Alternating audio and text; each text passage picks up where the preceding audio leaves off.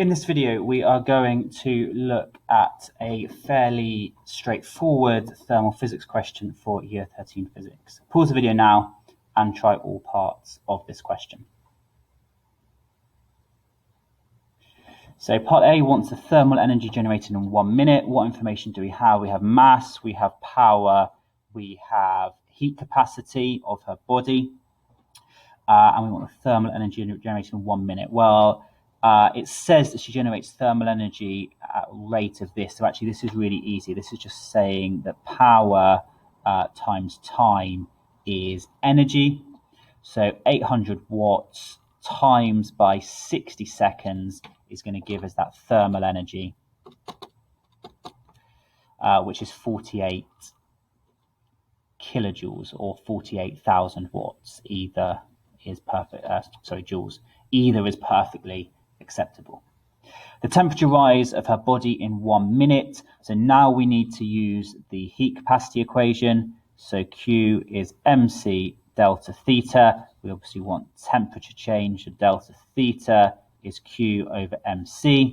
So we've just worked out how much energy is generated by her body.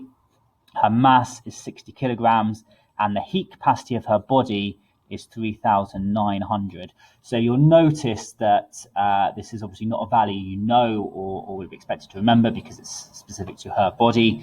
And it's possible that you might just blindly think, oh, it's going to be water. It's always water, therefore it's 4,200, but it's obviously not.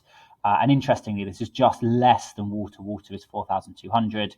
And we know that humans are mostly made of water. So you would expect this to be quite high. So let's put this into our calculator.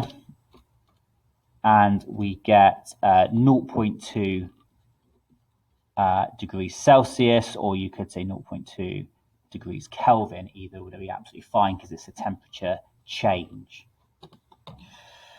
So in part C, calculate the mass of sweat evaporated in 1 minute. So it's talking about evaporation, so we want to use Q is M, L, and V, vaporization, because it's going from liquid to gas. How much energy is there going to be in 1 minute? Well, it says that she loses heat at a rate of 500 watts. So the energy in 1 minute, 500 times by 60, divided by the latent heat of vaporization, will give us the mass of water.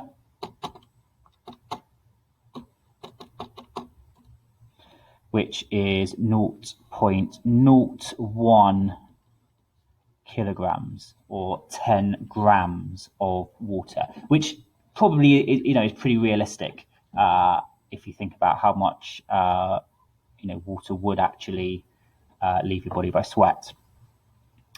Explain why when she stops running her temperature is likely to fall.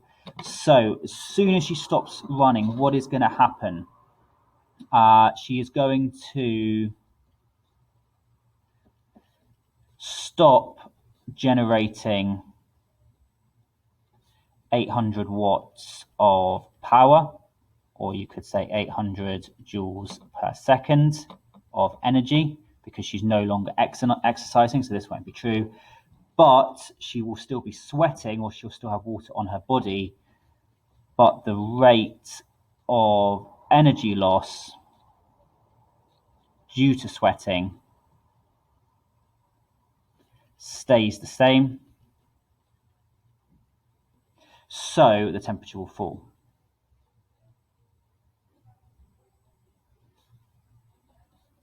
Because we'll reach a situation where she's losing 500 watts, and that will be greater than whatever amount of heat she's generating. Or I've just picked a random value. I have no idea what it would actually be, but when you're resting, maybe 100 watts or maybe 200 watts your body is generating.